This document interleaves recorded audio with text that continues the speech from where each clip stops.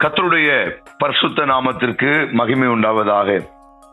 ஆண்டவரும் உலக இரட்சகருமாயிருக்கிற இயேசு கிறிஸ்துவின் நல்ல நாமத்தில் உங்களோடு கூட தேவனுடைய வார்த்தையை பகிர்ந்து கொள்வதில் எனக்கு மிகுந்த மகிழ்ச்சி. கர்த்தர் தாமே நம்மை ஆசீர்வதிப்பாராக. ஒரு வசனத்தை நாம் வாசிக்கலாம். எரேமியாவின் புஸ்தகம் 17ஆம் அதிகாரம் 8வது வசனம். எரேமியா 17ஆம் அதிகாரம் 8வது வசனம்.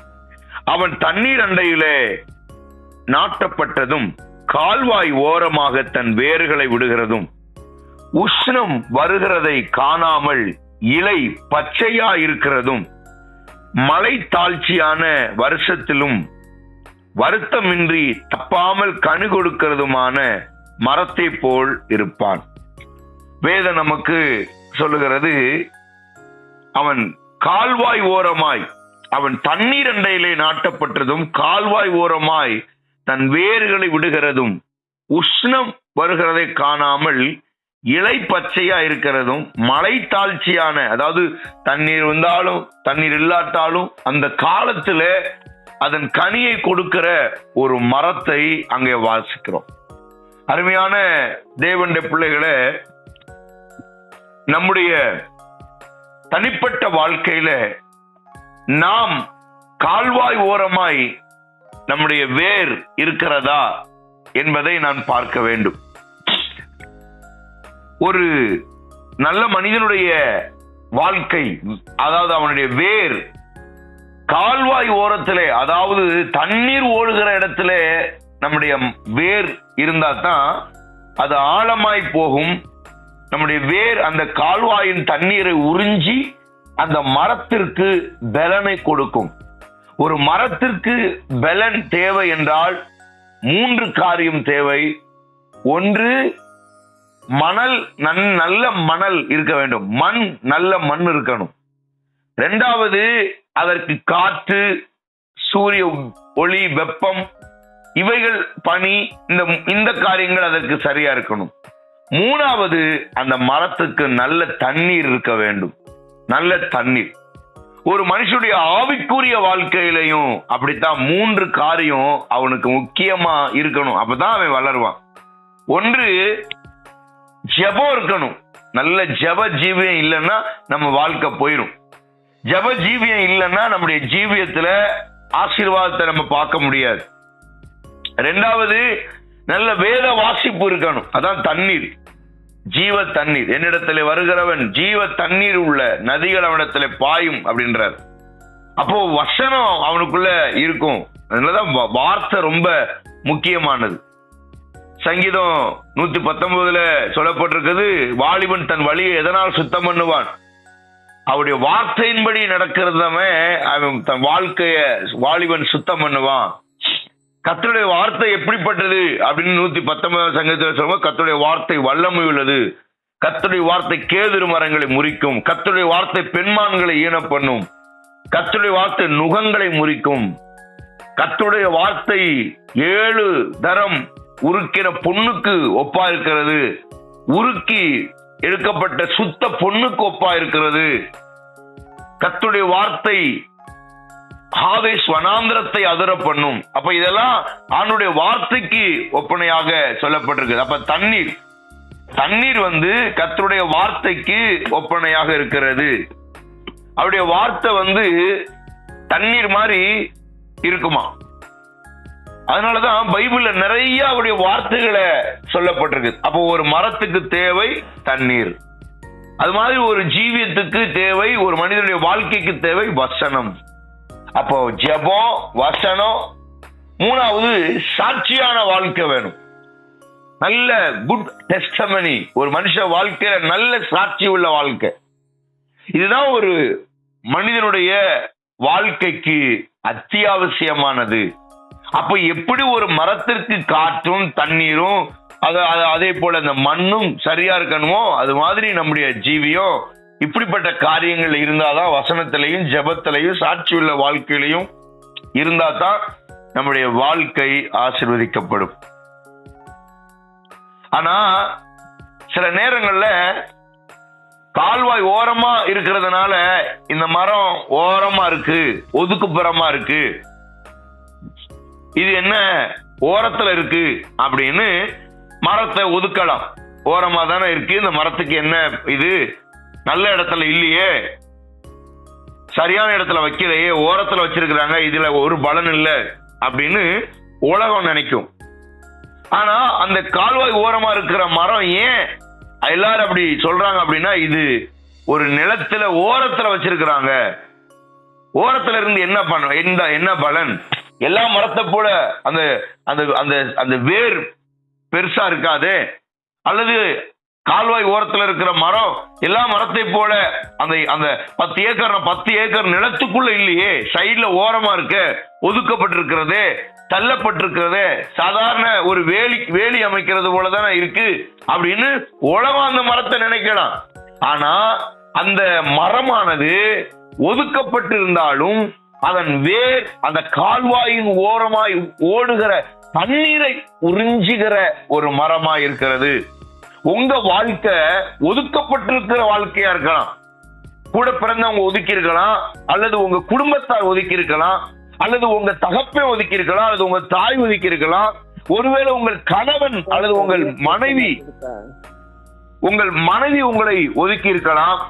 ஆனால் கர்த்தர் உங்களை ஒதுக்கவில்லை. அவர் கால்வாய் ஓரமாய் உங்களை நாட்டி வைத்திருக்கிற காரணம், நீங்கள் கால்வாயின் தண்ணீரை உறிஞ்சுகிற ஒரு அனுபவத்திலே கர்த்தர் உங்களை வைத்திருக்கிறார். உங்களை ஆண்டவர் கால்வாய் ஓரமாய் வைப்பதற்கு காரணம் என்ன? அந்த கால்வாயில ஓடுகிற கர்த்தருடைய வார்த்தையை நீங்கள் உறிஞ்சி, உங்கள் வேர் அந்த தண்ணீரை உறிஞ்சி, அது உங்களுக்கு ஆசீர்வாதத்தை கொடுக்க, பலன் கொடுக்க கர்த்தர் உங்களை வைத்திருக்கிறார். பிரியமானவர்களே, ஒதுக்கப்பட்டவர்களை தான் தேவன் ஆசீர்வதிக்கிறார். சரியா கேட்க மாட்டேங்கா, விட்டு விட்டு கேக்குது, சரியா கேட்கல.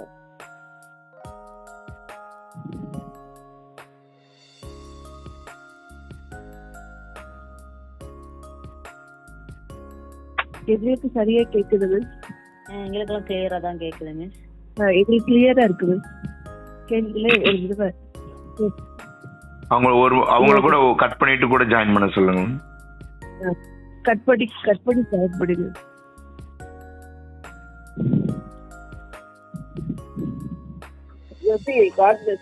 எனக்கு நல்லா கேக்குது. கண்ணம்மா என் கூட தான் இருக்கா, அவளுக்கு ஏன் கேட்கலன்னு தெரியல. அப்ப நீ கட் பண்ணிட்டு எனக்கு போடு. எனக்கு கிளியரா இருக்கு. இடையில கொஞ்சம் ஒரு நிமிஷம் இதாச்சுல்ல, அதை சொல்றான்னு நினைக்கிறேன். கண்ணம்மா கட் பண்ணிட்டு உடனே போடு.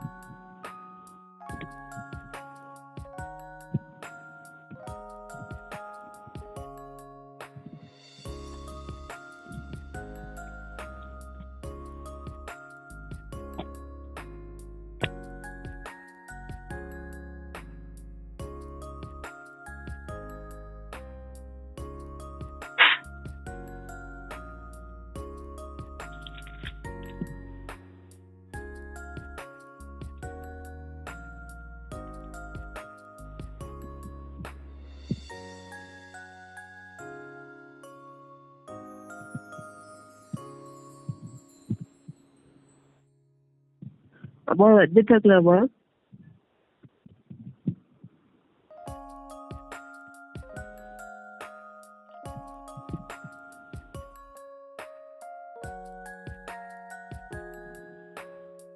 ஒரே செகண்ட் நான் வரப்போறேன்.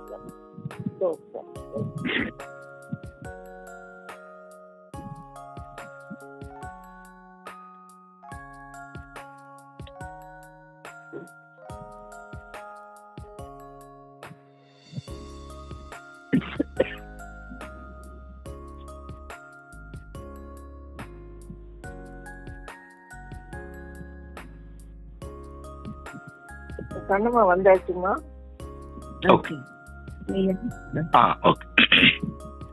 ஸ்தோத்திரம். கால்வாயின் ஓரமாய் நாம் இருக்கிறதுனாலே நாம் ஒதுக்கப்பட்டவர்கள் அல்ல, கால்வாயின் தண்ணீரை உறிஞ்சி, அதாவது வசனத்தை உரிந்து. அப்ப நாம் ஒதுக்கப்படுகிற மாதிரி உலகத்துக்கு நம்மளை பார்த்தா தெரிஞ்சாலும் நாம் ஒதுக்கப்பட்டவர்கள் அல்ல. நாம் தேவனுடைய வசனத்தை நேரடியாக பெற்றுக்கொண்டு நம்முடைய வேர் ஆழமா இருக்கிறது. மற்றவர்கள் நினைக்கிறது போல நாம் ஒதுக்கப்படவில்லை. நம்முடைய வேர் ஆழமா இருக்கிறது, நம்முடைய வேர் அகலமா இருக்கிறது. நம்முடைய வேர் அந்த கால்வாயின் தண்ணீரை உறிஞ்சி அதனுடைய வெளிச்சத்திலே, அதனுடைய போஷாக்கிலே நாம் வளர்ந்து கொண்டிருக்கிறோம். அதனால நீங்க ஒதுக்கப்பட்டவர்கள் அல்ல. நீங்கள் ஒருவேளை உங்களை யாரும் ஒதுக்கினாலும் நீங்கள் கவலைப்பட வேண்டிய அவசியம் இல்லை. நீங்கள் கால்வாயின் தண்ணீரை உறிஞ்சுகிறவர்களாய், வசனத்தை உறிஞ்சுகிறவர்களாய், வசனத்தின் வெளிச்சத்துக்குள்ளே வருகிறவர்களாய் கர்த்தர் இந்த காலவெளியிலே உங்களை மாற்றுவாராக. ஒதுக்கப்பட்டவர்களை தான் தேவன் ஆசீர்வதிக்கிறார். ஏசாயா 41:14 அமீன் சோத்திரம். இஸ்ரவேலே, யாக்கோபு என்னும் சிறு கூட்டமே, இஸ்ரவேல் என்னும் பூச்சே, நீ பயப்படாதே அப்படின்னு ஆண்டவர் சொல்லுகிறார். ஒன்னு சாதாரண ஆளுன்னு உலகம் நினைக்கலாம். நீ ஒரு எம்டி வெசல், ஒரு சாதாரண பாத்திரம் என்று உலகம் நினைக்கலாம். ஆனா ஒன்னு கொண்டு கர்த்தர் பெரிய காரியங்களை செய்வார். இந்த உலகத்துல பாருங்க, யாக்கோபை நீங்க எடுத்துட்டா, யாக்கோபு அவன் புறக்கணிக்கப்பட்டவனை போல இருந்தான். யாக்கோபை ஒருவேளை யாக்கோபு ஏமாத்திட்டு, அவன் அண்ணனை ஏமாத்தி, அப்பாவை ஏமாத்தி, எல்லாத்தையும் ஏமாத்திட்டு அதாவது எத்தனை அவன் வந்திருக்கலாம். ஆனா இந்த உலகத்திலேயே சோத்திரம் யாருக்குமே கிடைக்காத ஒரு பாக்கியத்தை இந்த யாக்கோபுக்கு தந்தார். நீங்க சற்று யோசித்து பாருங்க. ஆபிரகாமுக்கு இந்த பாக்கியம் இல்ல. சோத்திரம். மோசே எவ்வளவு பெரிய நீதிமான், எவ்வளவு பெரிய லீடர், ஒரு தலைவர், அவருக்கு இந்த பாக்கியம் கிடையாது. சோத்திரம். இயேசுடைய சகோதரர்களுக்கு இந்த பாக்கியம் கிடையாது. அப்போஸ்தலர்கள் 12 அப்போஸ்தலருக்கு இந்த பாக்கியம் கிடையாது. பைபிள்ல யாருக்குமே இந்த பாக்கியம் இல்ல. இயேசுவை தவிர யாருக்கும் இந்த பாக்கியம் இல்ல. அது என்ன? யோசனை பண்ணி பாருங்க. முக்கியமான ஒன்று, பைபிள்ல எந்த அப்போஸ்தலருக்கும், தீர்க்கதரிசிக்கும், தேவனுடைய ஊழியனுக்கும், சீஷனுக்கும், அல்லாத முப்பிதாக்களுக்கும் யாருக்கும் இல்லாத ஒரு பாக்கியம் இந்த யாக்கோபுக்கு. யாக்கோபுட சொல்றாரு, உன் பேர் என்னன்னு கேட்கிறாரு. என் பேர் யாக்கோபு என்கிறான். உடனே ஆண்டவர் சொல்றாரு, உன் பேர் இனி யாக்கோபு அல்ல, இனி இஸ்ரவேல் என்று அழைக்கப்படுவாயினார். பைபிள்ல யாருக்காவது ஒரு நாட்டுடைய பேரை வச்சிருக்கிறாரு ஆண்டவர்? யாருக்குமே கிடையாது. யாக்கோபுக்கு மட்டும்தான் இன்று வரை அவன் பெயர் இருக்கிறது. இஸ்ரவேல் என்று ஒரு தேசத்துக்கு அல்லது ஒரு நாட்டுக்கே ஆண்டவர் பெயரை மாற்றினார். இந்த யாக்கோபை தேவன் ஆசீர்வதித்தார். யாக்கோபை மாமன் புறக்கணித்தான், சகோதரன் புறக்கணித்தான், சொந்த பந்தம் புறக்கணித்தது, தகப்பன் புறக்கணித்தான். எல்லாரும் புறக்கணித்தாலும் இந்த யாக்கோபை தேவன் ஆசீர்வதித்தார். பிரியமானவர்களே, உங்களை யார் புறக்கணித்தாலும், யார் உங்களை ஒதுக்கினாலும், கர்த்தராகிய ஆண்டவர் உங்களை நேசிக்கிறார். உங்களை ஆண்டவர் உயர்த்துகிறார். உங்க கூட பிறந்தவர்களை விட தேவன் உயர்த்துவார். ஒருவேளை கூட பிறந்தவர்கள் நீதிமான்கள் போல இருக்கலாம், அவர்கள் உத்தமர்கள் போல, நல்லவர்கள் போல அவர்கள் இருக்கலாம். உங்கள் பார்வைக்கும் அல்லது உலக பார்வைக்கும் அவர்கள் எல்லாரும் இவங்களை போல நல்லவங்க இல்ல, இவன் தான் சரியில்லை, இவதான் சரியில்லை, உங்களையும் என்னையும் குறை சொல்லலாம். ஆனால் வேதம் சொல்லுகிறது, யாக்கோபை எல்லாரும் ஆரம்பத்தில் குறை சொன்னார்கள்.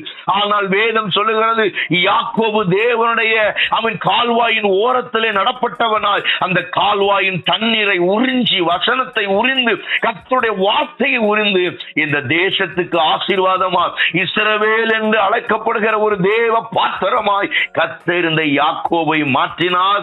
இந்த காலை இந்த செய்தியை கேட்கிற உங்களை பார்த்து தேவன் சொல்லுகிற வார்த்தை, ஒதுக்கப்பட்ட உன்னை கால்வாயின் ஓரத்திலே கர்த்தர் வைக்கிறார். ஒதுக்கப்பட்ட உன்னை அவருடைய வார்த்தையின் வெளிச்சத்துக்குள்ளே வைக்கிறார். ஒதுக்கப்பட்டவனாய் அல்ல.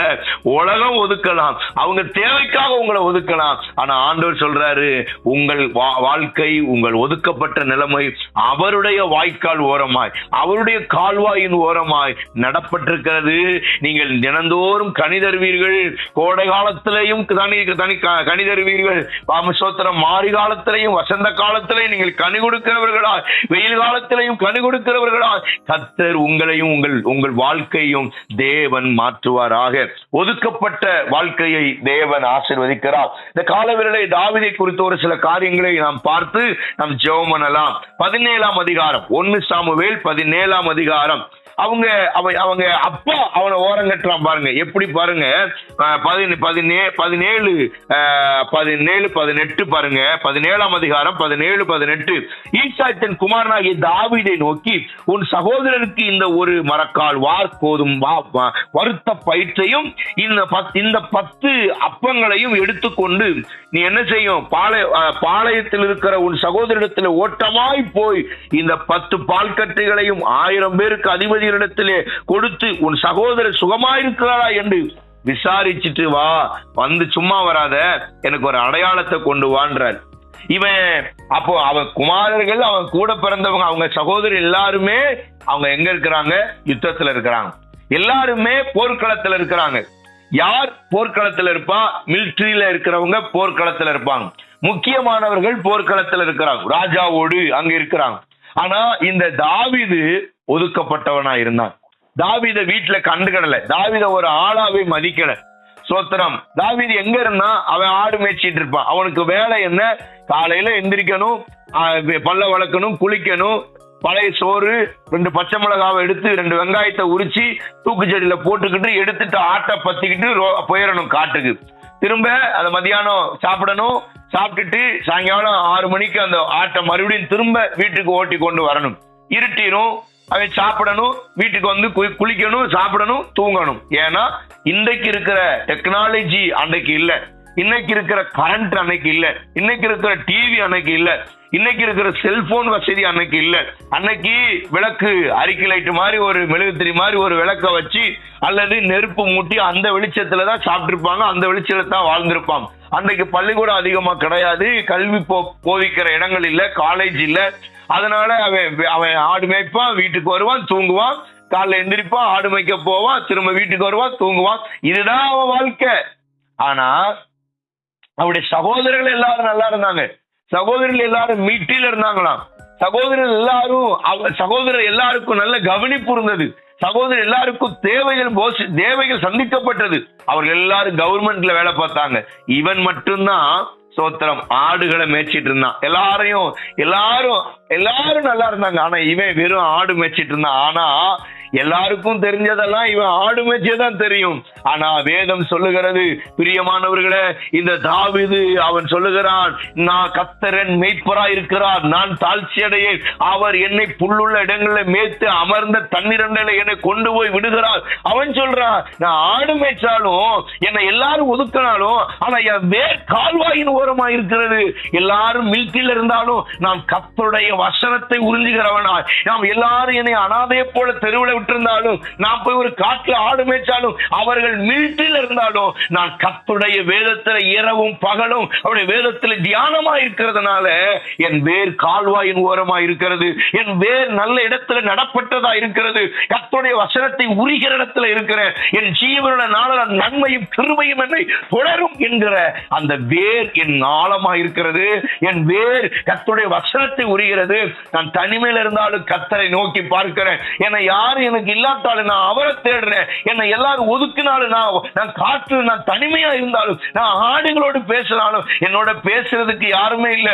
சாதாரண ஆடுகளை மேய்ச்சிட்டு ஆடுகள் பாசத்தான் எனக்கு தெரியும். ஆடு மேய்க்கிற வேலை தான் நான் செய்யறேன். ஆடு இன்னொரு ஆடோடு பேசும்போது அந்த பேசுறது கூட எனக்கு புரியுமே தவிர, நான் போய் மிலிட்டரியில இல்ல, நான் எல்லாரும் பாக்குற மாதிரி இல்ல, நான் ஒரு பெரிய ஜெயிக்கிறவனா இல்ல, நான் எல்லாரும் பிரபலமா எனக்கு இல்ல. என் வேலை ஆடு மேய்க்கிறது. அதான் தாவீது சொல்லுகிறார் சங்கீதம் 23 அருமையான தேவனுடைய பிள்ளைகளே, சங்கீதம் 1 சொல்றாரு 3வது வசனம், நான் நீர்க்கால்களில் ஓரமாய் நடப்பட்டு தன் காலத்தில் தன் கனியை தந்து இலையுதிராதிருக்கிற மரத்தை போல இருக்கிறேன். பாருங்க, அவன் நீர்க்கால்கள் ஓரமாய் நடப்பட்டு கால்வாயின் ஓரமாய். சோத்திரம். அந்த கால்வாயின் ஓரத்துல, அந்த வாய்க்கா வரப்புல ஓரத்துல என் மரம் இருக்கிறது, என் செடி இருக்கிறது, என் வாழ்க்கை இருக்கிறது. ஆனால் இதுல முக்கியமானது, நான் நீரோரமாய் நடப்பட்ட மரமாய் இருக்கிறேன், அந்தந்த காலத்திலே கனி தருகிறேன். இந்த கனி எப்படி வருகிறது என்றால், கர்த்தர் என்கிற என் ஆண்டவருடைய தண்ணீரை உறிஞ்சுகிறதுனால, அவ என் வேர் அந்த தண்ணீரை உறிஞ்சுகிறதுனால நான் தள்ளப்பட்ட இடத்திலேயும் கனி கொடுக்கிறவனாய், நான் தள்ளப்பட்டு புறக்கணிக்கப்பட்ட இடத்திலேயும் நான் வேறு ஊண்டி நிற்கிறவனாய், எல்லாரும் என்னை ஒதுக்கினாலும் நான் அந்த இடத்திலே கனி தருகிறேன் தப்பாமல் கனி தருகிறேன். என் வேர் வசனத்தை உறிஞ்சு குடிக்கிறது. என் வேர் கத்தரை பற்றிதான அறிவிலே இருக்கிறது. அதனால நான் என்றைக்கும் வேறுபற்றுவேன். எல்லாரும் அவன் சோத்திர மையத்தில் இருக்கிறவன் கூட அவன் மயிரிழவிலே அவன் தப்பித்துக் கொள்ளலாம் அல்லது அவன் அழிந்து போகலாம். ஆனால் நான் ஓரத்தில் இருந்தாலும் மையமா இருக்கிற கத்தரின் தண்ணீரை உறிஞ்சு குடிக்கிறதுனால நான் தப்பாமல் கனி தருகிறேன். ஹல்லேலூயா. பிரியமானவர்களே, இந்த காலை செய்தி நேரத்தில் உங்களோடு கர்த்தர் தெளிவாய் பேசுகிறார். எல்லாரும் மையத்தில் இருக்கலாம். உங்களோடு இருந்தவர்களை எல்லாரும் நடுவுல தூக்கி உட்கார வச்சுட்டு உங்களை ஒதுக்கி விட்டுருக்கலாம். நீ சரியில்லை, நீ தேவையில்லை, நீ ஒரு ஆளா, நீங்க எங்களுக்கு தேவையே இல்லைன்னு உங்களை ஒதுக்கி இருக்கலாம். ஆனா ஆண்டவர் இந்த காலவேளை சொல்லுகிறார், நீ ஒதுக்கப்பட்ட இடத்துல, நீ ஓரங்கட்டப்பட்ட இடத்துல கர்த்தர் உங்களை உயர்த்த உண்மை உள்ள தேவனாக இருக்கிறார். நீ கவலைப்பட வேண்டாம். உன் குடும்பம் உன்னை ஒதுக்கி இருக்கலாம், உன் கூட பிறந்தவங்க ஒதுக்கி இருக்கலாம், நீ வேலை செய்கிற இடத்துல உங்களை ஒதுக்கி இருக்கலாம், நீங்க நம்பினவங்க உங்களை ஒதுக்கி இருக்கலாம், நீங்க யார ரொம்ப உயர்வா நினைச்சீங்களோ அவங்க உங்களை குப்பை மாதிரி தூக்கி போட்டிருக்கலாம். வேதம் சொல்லுகிறது கர்த்தர் அப்படி அல்ல. நீ ஒதுக்கப்பட்டவனை தேவன் உயர்த்துகிறார். ஒதுக்கப்பட்ட மனுஷனை தேவன் ஆசீர்வதிக்கிறார். நீ வெட்கப்பட்ட இடத்துல, நீ தள்ளப்பட்ட இடத்துல, நீ புறக்கணிக்கப்பட்ட இடத்துல உன்னை கீர்த்தியும் புகழ்ச்சியுமாக கர்த்தர் இந்த காலவெளியில வைப்பாராக. ஆமென். பிரியமானவர்களே, யாரோடு கர்த்தர் பேசிக் கொண்டிருக்கிறார்? வேதம் சொல்லுகிறது, என் தேவன் சமீபத்திற்கு மாத்திரமல்ல தூரத்திற்கும் ஆண்டவராக இருக்கிறார். நீங்க எங்க இருந்து நீங்க கேட்டாலும், நீங்க தமிழ்நாட்டில் எந்த இடத்துல இருந்து இந்த வார்த்தைகளை கேட்டாலும் கர்த்தர் உங்களோடு பேசுகிறார். நிச்சயமாக தேவன் உங்களோடு பேசுகிறார். நீ ஒரு ஒதுக்கப்பட்ட நிலைமையில இருக்கிறார். உன் பிள்ளைகளால் ஒதுக்கப்பட்டு இருக்கிறீங்க. பிள்ளைகளை படிக்க வச்சு ஆளாக்கி வேலைக்கு வேலை வாங்கி கொடுத்தோம். இன்னைக்கு நம்மள ஒரு தாயா கூட ஒரு தகப்பனா கூட மதிக்கிறது இல்ல. என் பேச்சு எடுபட மாட்டேங்குது, நான் சொல்றது யாருமே என் வீட்டுல கேட்க மாட்டேன்றாங்க என்று வேதனையோடு இருக்கிற அருமையான தாயே, கர்த்தர் உன்னோடு பேசுகிறார். உன்னுடைய வாழ்க்கை இனி வரும் நாட்களில் எல்லாருக்கும் விரோஜமாக இன்றைக்கு நீ தேவையே என்று சொல்ற ஆட்கள் ஒரு நாள் நீங்க இல்லாம எதையும் செய்ய முடியாது என்கிற நிலைமைக்கு கர்த்தர் கொண்டு வந்து உங்களை ஓரத்தில் அல்ல, நீங்கள் மைய புள்ளியாய் கர்த்தர் உங்களை மாற்றுவார். தீர்க்க தரிசனமாக கர்த்தர் சொல்லுகிறார். இந்த காலை ஜெபத்திலே கர்த்தர் உங்களோடு இடைபடுகிறார். உங்களை தேவன் ஒரு மைய புள்ளியாக, நீங்கள் கால்வாயின் ஓரத்தில் இருந்தாலும் அவருடைய வார்த்தையை உறிஞ்சுகிறவர்களால் கர்த்தர் இந்த காலவெளியில் உங்களை மாற்றுவாராக. அப்பா சொல்றாரு, நீ இங்க ஓடி போயிட்டு வாடா, நீ ஓடி போயிட்டு வா. ஏன்னா நீ ஓடி போயிட்டு சீக்கிரம் வந்தாதான் இந்த ஆடுகளை மேய்க்கணும். அந்த ஆட்டை போய் பார்க்கணும்ல, அதை மேய்க்கிறதுக்கு யாரும் கிடையாது இல்ல. ஆனா ஆடு மேய்க்கிறதுக்கு அண்ணன் வருவானா, உன் சின்ன அண்ணன் பெரிய அண்ணன் வருவானா, அவங்களுக்கு தான் முக்கியமான வேலை இருக்கும். நீ தான் அந்த ஆடுகளை மேய்க்கணும், ஓடு அப்படின்னு சொல்லி தகப்பனே தன் பிள்ளையை புறக்கணிக்கிறான். யோசனை பண்ணி பாருங்க.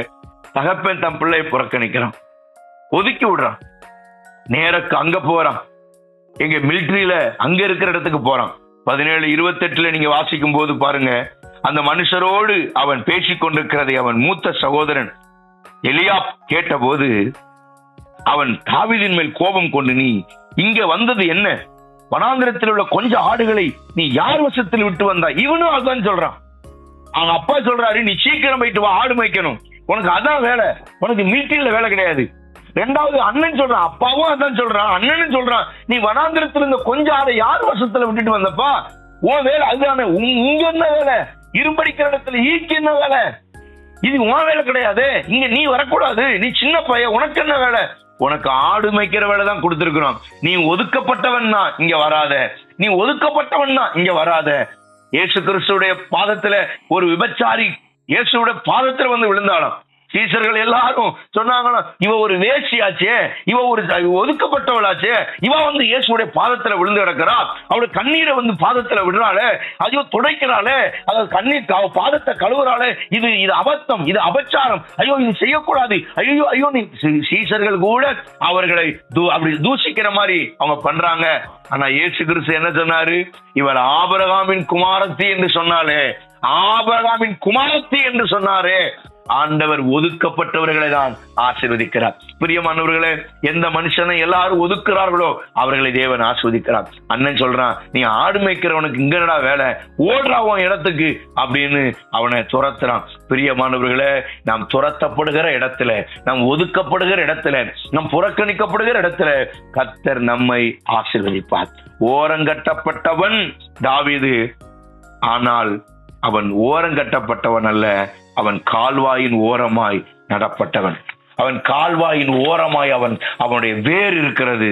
அவனை ஒருவரும் அசைக்க முடியாது. நம்மளை ஒருத்தரும் நம்மளை ஓரங்கட்ட முடியாது.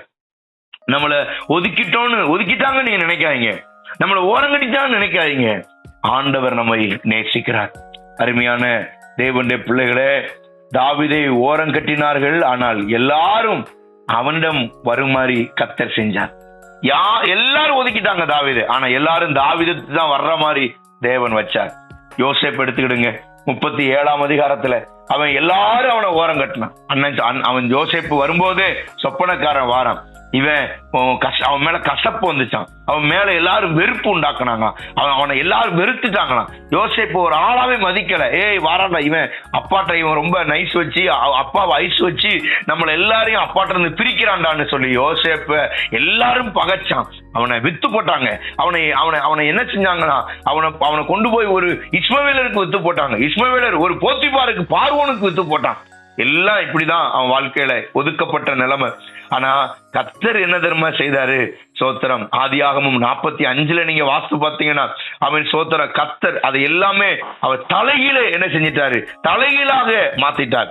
45ஆம் அதிகாரம் அதுல முதல் வசனத்துல நீங்க வாஸ்து பார்த்தா, அப்பொழுது யோசேப்பு தன் அருகே நிற்கிற எல்லாருக்கும் முன்பாக தன்னை அடக்கி கொண்டிருக்க கூடாமல் யாவரையும் என்னை விட்டு வெளியே போங்கள் என்று கட்டளையிட்டான். யோசேப்பு தன் சகோதரருக்கு தன்னை வெளிப்படுத்துகையில் ஒருவரும் அவன் அருகில் நிற்கவில்லை.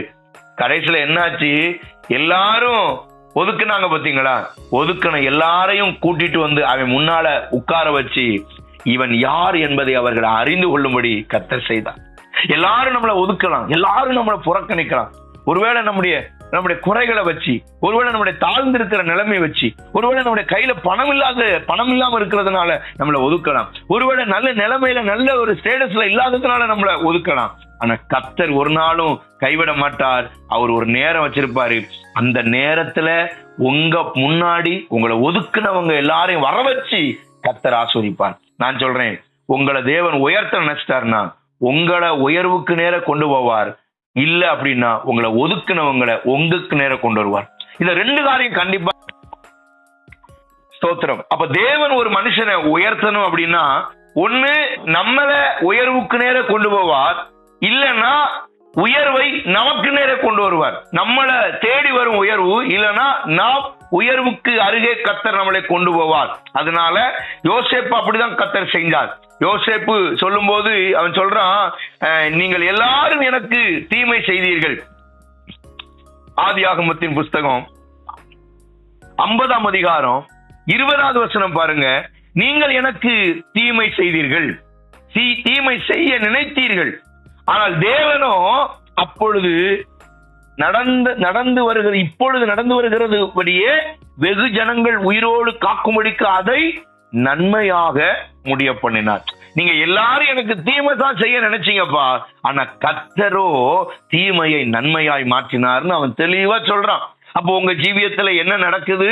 கர்த்தர் தீமையை நன்மையாக்குறார். காரணம், தேவன் உங்களை தெரிந்து கொண்டிருக்கிறார். எல்லாரும் ஒதுக்குனாலும் கர்த்தர் உங்க மேல என்ன செய்யறார்?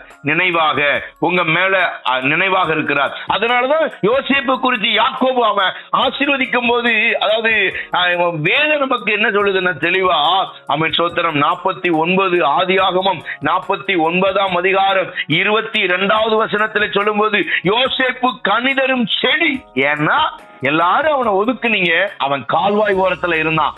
எல்லாரும் அவனை புறக்கணிச்சீங்க, அவன் கால்வாயின் ஓரத்துல இருந்தான். எல்லாரும் அவனை கசப்பாக்குனீங்க, அவன் கால்வாயின் ஓரத்துல இருந்தான். கால்வாயின் ஓரத்துல இருந்தது மாத்திரம் அல்ல, கால்வாயின் வழியாய் ஓடுகிற தண்ணீரை உறிஞ்சி அவன் குடித்து அவன் அந்த போஷாக்கினால நிறைந்ததுனால அவன் எல்லாரிலும் பெரியவனாக கர்த்தர் அவனை மாற்றினான். வசனத்தை உறிந்தான், தேவ பிரசன்னத்தை அவன் உறிந்து கொண்டான். அவன் தேவனுடைய வெளிப்பாடுகளை பெற்றுக்கொண்டான், தேவ சொப்பனங்களை பெற்றுக்கொண்டான், தேவ தரிசனத்தை பெற்றுக் கொண்டான். அவன் கனிதரும் செடி. அவன் அவன் அவன் கனிதரும் செடி மாத்திரமல்ல, அவன் நீர் ஊற்றண்டையிலே, அவன் நீர் ஊற்றண்டையில் உள்ள கனிதரும் செடி. எப்படி செடியா நான் சொன்ன பாருங்க, நீர் ஊற்றண்டையிலே, அதாவது கால்வாயின் ஓரத்துல அவன் வேர் இருந்துச்சான். அந்த வேரை அவன் உறிஞ்சினானா, கனிதரும் செடி. அவன் கொடிகள் சுவரிலே படரும். வில் வீரர்கள் அவனை மடங்கடிக்க நினைத்தும் அவன் மேல் எய்து அவனை பகைத்தார்கள். ஆனாலும் அவனுடைய வில் உறுதியாய் நின்றது. அவன் புயங்கள் யாக்கோபின் வல்லவரின் கரங்கள் பலப்படுத்ததினால இதனால் அவன் மேய்ப்பனும் இஸ்ரவேலுக்கு கண்மலையும் ஆனான். யோசேப்புடைய உயர்வு எவ்வளவு பெரிய மேன்மை பாருங்க. கண்மலையும் ஆனான். ஏசாயா 27:6 யாக்கோபு வேர் பற்றி அவன் பூத்து காய்த்து கனிதர்வான்னு பைபிள் சொல்லுகிறது. அப்போ உங்களுடைய வேர் ஆழமா இருக்கணும். அந்த வேர் எப்படி இருக்கணும்னா, கர்த்தருடைய சமூகத்துல அவருடைய பிரசன்னத்தை உரிந்து, அவருடைய வல்லமையை உரிந்து, அவருடைய வசனத்தை சாப்பிட்டு, அந்த வசனத்தில் வருகிற அந்த போஷாக்கை, அந்த பலனை பெற்றுக்கொள்ளணும். நீதிமொழிகள் 12:3 வாசிக்கிறோம், துன்மார்க்கத்தினால் மனுஷன் நிலைவரப்படான், நீதிமானுடைய வேரோ அசையாது. நீதிமான் வேர் அசையாது. உலகத்துல எல்லாரும் சொல்லுவாங்க, எப்பா கால்வாயில் ஓரத்துல தண்ணி ரொம்ப போகும், அந்த செடி நிறைய வேர் உள்ள விட முடியாது, அவன் சொத்த தண்ணி அடிச்சிட்டு போயிடும் மணலாம், அப்படி சொல்லலாம். ஆனா பைபிள் சொல்லுகிறது, நீ கால்வாயின் ஓரமாய் நீ நடப்பட்ட மரமாய் இருந்தா தண்ணீரை உறிஞ்சி வசனத்தை உறிந்து பலன் கொடுத்து உன் வேர் ஆழமாய் போகுமா. ஒரு மரம் அசையதான் அந்த ஆணி வேர் ஆழமா போகுமா. சிலர் நினைப்பாங்க, ஐயோ பனைமரம் இப்படி அசையுது, தென்னை மரம் இப்படி ஆடுது, காத்துக்கலாம் தென்னை மரம் பாத்தீங்கன்னா அப்படியே வில்லா வளையும் ஆடும். பாக்குறவங்க என்ன நினைப்பாங்க, ஐயோ தென்னை மரம் விழுந்துரும் போலயே, தென்னை மரம் கீழே விழுந்துரும் போலயே, இவ்வளவு ஆடுது அப்படின்னு நம்ம சின்ன வயசுல நினைச்சிருப்போம். ஆனா இப்பதான் நமக்கு தெரியும், அந்த மரம் ஆடதான் அதன் வேறு ஆழமாய் போகும். துன்பம் வர வரதான், பிரச்சனைகள் வர வரதான், போராட்டம் வர வரதான், அடுத்தவன் நம்மளை பேசதான், 4 பேர் நம்மளை நிந்திக்கதான், 4 பேர் நம்மளை குறை சொல்லதான் நம்முடைய வேர் ஆழமா இருக்கும். பிரியமானவர்களே, அந்த வேர் ஆழமாக ஆட அந்த மரத்தை எல்லாரும் போட்டு அசைக்க வேர் ஆழமாய் போகும். உங்க வாழ்க்கையில எல்லாரும் உங்களை புறக்கணிக்க, நீங்க செய்யாத தப்புக்கு உங்களை போட்டு காயப்படுத்த, உங்களை அடிக்கடி உங்களை துன்புறுத்த, சும்மா எதுக்கெடுத்தாலும் உங்க பேரை எடுத்து சும்மா இருந்தாலும் உங்க பேர் அங்க வந்துடும். சும்மா ஒரு இடத்துக்கு போவீங்க, அதுல ஒரு குற்றத்தை கண்டுபிடிப்பாங்க. உங்க வீட்டுல சும்மா ஒரு பாத்திரத்தை எடுக்கும்போது தவறி விழுந்துரும், உங்களை குற்றப்படுத்துவாங்க. வீட்டுல பிள்ளைகள், மருமக்கமார், உங்க சொந்த பேர பிள்ளைகள் ஏதாவது ஒரு விஷயத்துல உங்களை குற்றப்படுத்திக்கிட்டே இருப்பாங்க. காரணம், பயப்படாதீங்க, உங்க வேறு ஆழமாகிறது. நீங்க அசைக்க உங்களை அசைப்பட உங்களை 4 பேர் தூசிக்க உங்க வேர் உடைந்து போகாது, உங்க வேர் ஆழமாகும். நீங்க ஒரு தென்னை மரம், நீங்க ஒரு பெரிய பனைமரம், உங்களை காத்து அசைக்கலாம், உங்களை மனுஷன் அசைக்கலாம், உங்களை மிருகம் அசைக்கலாம், அல்லது சூழ்நிலைகள் அசைக்கலாம், உங்களுடைய பலவீனங்கள் அசைக்கலாம். எது அசைச்சாலும் அசைய உங்க வேறு ஆழமாகும். உங்களை நிந்திக்கிறவங்க முன்னால நீங்க ஆழமாயிட்டே இருப்பீங்க. எல்லாரும் உங்களை அசைச்சு பார்த்து, இவ விழுந்துருவா, இவ ஒண்ணு இல்லாம ஆயிருவா, இவ இடத்தை நம்ம பிடிச்சிடலாம், இவளை ஒண்ணு இல்லாம ஆக்கி நம்ம அந்த சொத்தை அபகரிச்சிடலாம்னு எல்லாரும் உங்களை அசைக்கலாம். ஆனால் நீங்கள் அசைக்க உங்கள் வேறு ஆழமாய் போகும். பிரியமானவர்களே, ஒரு நெருப்பு இருக்கிறது, அந்த ஒரு நெருப்பு கங்கல் எடுத்து தனியா போட்டுறாங்க, அல்லது நெருப்பு அணைஞ்சிருது, அவன் சோத்திரம் துன்பங்கள், வேதனை, அவன் சோத்திரம் தூசிக்கிற அனுபவங்கள், ஒரு காற்று அந்த நெருப்புல பட்ட உடனே அவன் காத்து நினைச்சுக்கிடலாம், உலகம் நினைச்சுக்கிடலாம், நம்ம காத்து அடிச்சோம்னா அந்த கங்கெல்லாம் அணைஞ்சிரும்னு நினைச்சுக்கலாம், கங்கெல்லாம் ஒண்ணு இல்லாம போயிரு நினைச்சிருக்கலாம். ஆனா எனக்கும் தெரியும், உங்களுக்கும் தெரியும், ஒரு கங்குல, ஒரு நெருப்பு துகள்கள்ல காற்று படும்போது அந்த நெருப்பு இன்னும் அதிகமா எரியுமே தவிர அது அணையாது. ஒரு அடுப்பு எரிக்கும் போது, ஒரு சாப்பாட்டுக்கு நெருப்பு பத்த வைக்கும் போது அதுக்கு அணைஞ்சு போச்சு, தீ அணைஞ்சிருச்சு, ஆனா அந்த கங்கு இருக்கு அப்படின்னா நாம ஒரு நெருப்பட்டி எடுத்து தீப்பட்டி எடுத்து பத்த வைக்க மாட்டோம், ஒரு ஊதாங்குழல் ஒண்ணு வச்சிருப்போம், ஊதாங்குழல வச்சு அதுல காத்த ஊதுவோம், ஊதின உடனே அது நெருப்பு பிடிக்கும். அது உங்களுக்கு எனக்கும் தெரியும், பிசாசுக்கு தெரியுமா? அது தெரியாது. நம்மளை நிந்திப்பான், நம்மளை தூசிப்பான், நம்மளை தூசிக்க அவன் காத்த ஊத இன்னும் ஒருபோதும் நாம பற்றி எரிவோமோ தவிர ஒருபோதும் அணைய மாட்டோம். நம்முடைய வாழ்க்கை அணையாது. சத்துரு நம்மளை ஊதி பார்ப்பான், சத்துரு நெருக்கத்தை கொடுத்து ஊதுவான், சத்துரு நாலு பேரை அவனுக்கு நமக்கு விரோதமா எழுப்பி விட்டு நம்மளை அணைக்க பார்ப்பான். அவன் ஊத ஊத நம்முடைய நெருப்பு துகள்கள் பற்றி எரியுமே தவிர ஒருபோதும் நாம் அணைய மாட்டோம். காத்து அடிக்க அடிக்க மரம் அசையுமே தவிர ஆணி வேர் ஆழமாய் போகுமே தவிர மரம் அசையாது, மரம் விழாது. பிரியமானவர்களே, இந்த காலவேளையில உங்களை உலகம் அசைக்கலாம், மனிதர்கள் அசைக்கலாம், நீங்கள் ஆழமாவீர்கள். உங்களை ஊதி அணைக்க பார்க்கலாம், சத்துரு உங்களை எப்படியாவது ஊதி உங்க நெருப்பு அணைக்க பார்க்கலாம். ஆனா ஆண்டவர் சொல்றாரு, எவன் ஊதி அணைக்க நினைத்தாலும் இன்னும் நீ பற்றி எறிவாய், இன்னும் நீ வேர் கொள்ளுவாய், இன்னும் நீ அனலாவாய், இன்னும் சத்துருக்களை மேற்கொள்ளுகிற கிருபை உனக்கு நான் தருவேன்னு கர்த்தர் நமக்கு அப்படிப்பட்ட கிருபைகளை தருகிறார். பிரியமானவர்களே, ஆடி போகாதீங்க, பயப்படாதீங்க. உங்க மேல தேவன் கிருபை வச்சிருக்கிறார். ஒதுக்கப்பட்டு நினைக்காதீங்க, தூர தள்ளப்பட்டு நினைக்காதீங்க. உங்க மேலதான் கர்த்தர் ஆசீர்வாதத்தை வச்சிருக்கிறார். யாரெல்லாம் உங்களை ஒதுக்குனாங்களோ, யாரெல்லாம் உங்களை தூர தள்ளினாங்களோ, யாரெல்லாம் உங்களை வேண்டான்னாங்களோ, அவங்கள உங்களை தேடி வர நம்ம சோத்திரம். இவன் இருந்தா என் குடும்பம் விளங்காதுன்னு நினைச்ச இடத்துல இவன் வந்தாத்தான் என் குடும்பம் நல்லா இருக்கும்னு, இவன் தான் மையப்புள்ளி, ஒதுக்கப்பட்ட புள்ளி அல்ல, இவன் மையப்புள்ளி என்று உலகமே உங்களை தேடி வர கர்த்தர் உதவி செய்வார். தாவீது யுத்த களத்துக்கு போனான், அவனை ஆகாதன்னு தள்ளினாங்க, எல்லாம் துரத்தினான். ராஜாவாகிய சவுல் கூட ஒளிஞ்சு கிடந்தான். ஆனா தாவீத கொண்டுதான் அங்கு கோலியாத்தை கர்த்தர் முறியடித்தார். இன்றைக்கு கர்த்தர் உங்களுக்கு சொல்லுகிற வார்த்தை, ஒதுக்கப்பட்ட உங்களை வச்சுதான் தேவன் சில சத்துருக்களையே ஜெயிக்க போறார். ஒதுக்கப்பட்ட உங்களை வச்சுதான் சில நபர்களையே மேற்கொள்ள போகிறார். சத்துருவை ஜெயிக்கவே யாராலும் முடியல, உங்களை தான் கர்த்தர் பயன்படுத்த போகிறார். கோலியாத்து அவ்வளவு பெரிய ஆளு, எல்லாம் பயந்து ஓடுனா.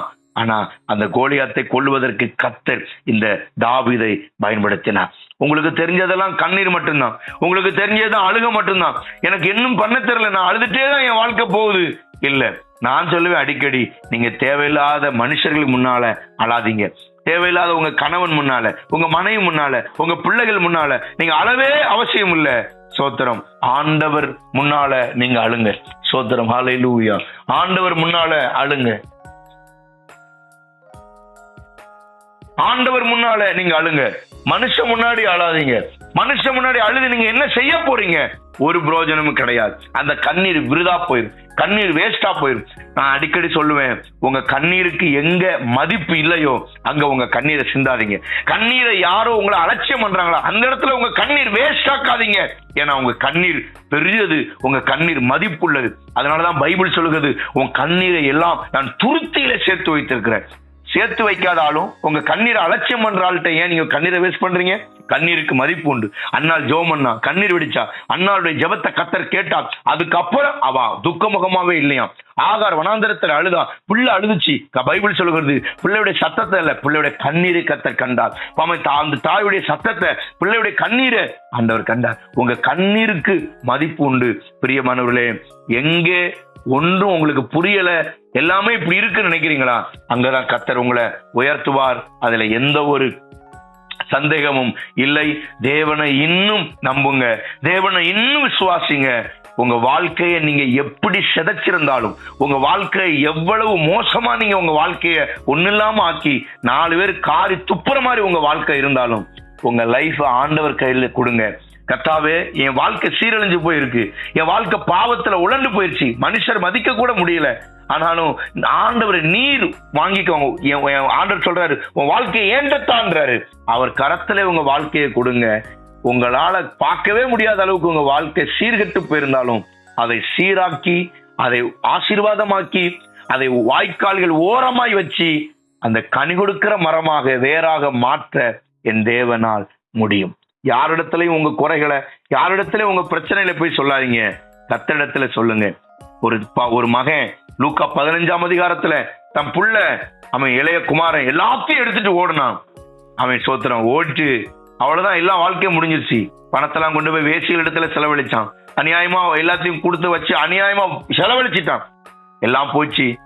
சொந்த பந்தமெல்லாம் அவனை விட்டு போயிடுச்சு.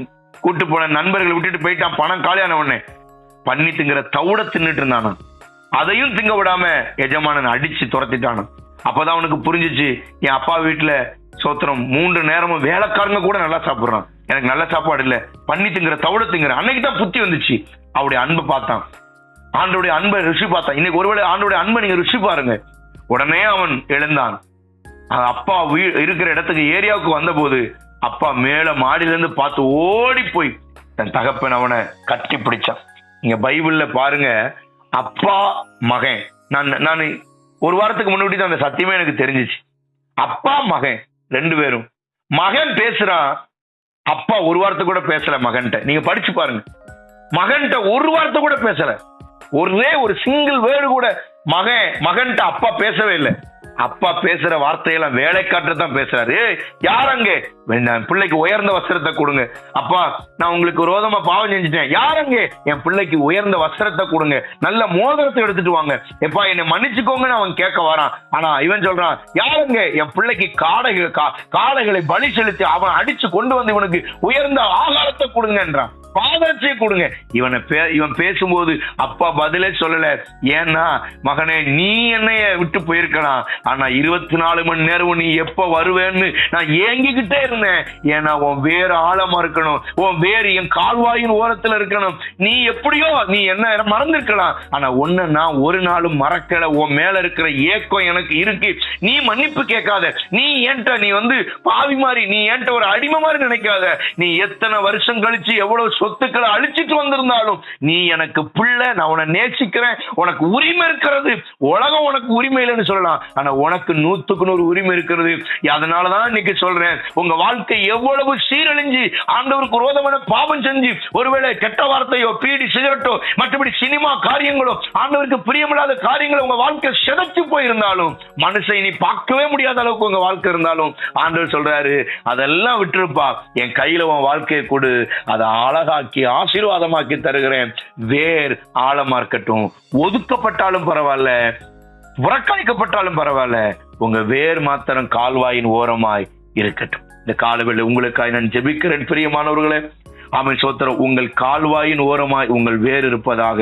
இந்த வேர் கால்வாயில் ஓரமாய் ஓடுகிற தண்ணீர் என்கிற வசனத்தை உறிஞ்சி, அந்த வசனத்தை உட்கொண்டு ஒரு பெரிய பலனுள்ள மரமாக கர்த்தர் உங்களை மாற்றுவார்.